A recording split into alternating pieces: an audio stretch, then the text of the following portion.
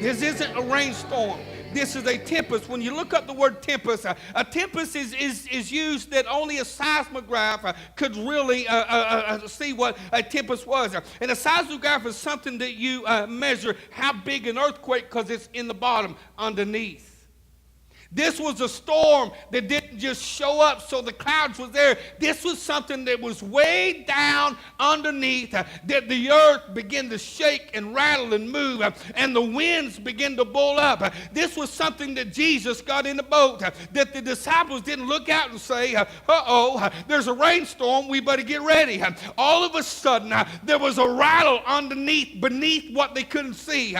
I need to tell somebody that sometimes storms and things come your way, and it's not that you looked out and you thought, man, this is going to be a train wreck. You got up one day and your life run right into it. You got to church one day, and in the middle of it, things begin to flare up. You was walking along life getting ready to go to the other side, and all of a sudden, it wasn't visible, it wasn't a cloud, it wasn't a raindrop, you didn't hear no thunder, you didn't see no lightning, but underneath the surface, way down in your life, the enemy's bringing up stuff, and there was a tempest going on, and sometimes we get scared. We fear. The enemy wanted to fear them. Listen, if he wanted to scare them a little bit, he brought a little rain. But there was something about to happen on the other side. I need to tell somebody something this morning, that when God gets ready to take you to the other side, and he says, you know what, I don't want you to go, I'm going with you because this is big. I'm going to get in the boat with you because this one's going to be big. So he gets in the boat, and he goes down, and the Bible just kind of says, and Jesus went to sleep. He got down in the boat, he laid down in the bowels of the boat, and he went to sleep. I was talking to a pastor Friday, Brother Simpson. Pastor's over there on 9th Street, I believe. Ain't that where it is? 9th Street. We have dinner. A lot of us preachers have dinner on Friday. Brother Simpson comes in. He likes to sit down. He always blames me because I preach too hard. He said, oh, I know how hard you preach, brother. And he come down, and he sit down, and me and him began to talk a little bit. And we was talking about the body of the church. And he was talking about, you know, some's got to be that foot and that hand. I said, yeah, but some's also got to be the guts. He goes, ooh, that's good. I said, you know, because you hear that story, some people says, oh, you ain't got enough guts to do that. Sometimes there got to be a church where somebody got to be the gut. Come on, somebody. Just to stand out and say, you know what, Pastor, if nobody else will, I got the guts to do it. Move them out of the way. I'm coming in. Come on, because it takes the whole body. It takes the body. Sometimes there's got to be that gutty person.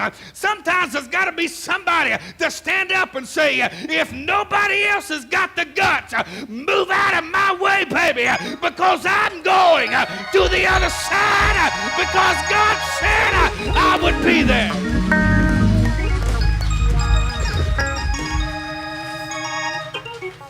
So in the whole body, there's a hand, there's the arm, there's the feet, there's a good-looking head. We'll use Russ's head, the good-looking head. Lee says, why don't you use mine?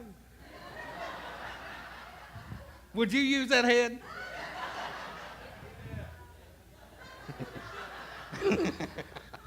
I got to stand on it here. Sometimes there's the arm, and there's the feet, and there's the leg, and there's the body, and there's the heartbeat. But sometimes there's just that raw instinct of guts. I believe that the disciples had more guts than any other person because Jesus handpicked himself. He walked by, he pulled. Some was tax collectors. Luke was a physician and fisherman. And listen to me. With all the brains that was going on, he takes a fisherman to be the head of it all. Whew. Just an old gutsy man. Come on, somebody. Somebody named Peter that just had a lot of guts that would cut you and cuss you and pray for you at the same time. Cut the ear off. Come on, somebody. Somebody with some guts. And with all the people, he takes Peter, that old rough man, and makes him the head of the disciples, and says, you've got some guts. I believe as Peter was on this boat, that Jesus, when they come down, and they said, Master, do you not worry that we perish? There is a tempest, there is a storm, there is a rumbling underneath that is going on. Do you not even care that this is going on?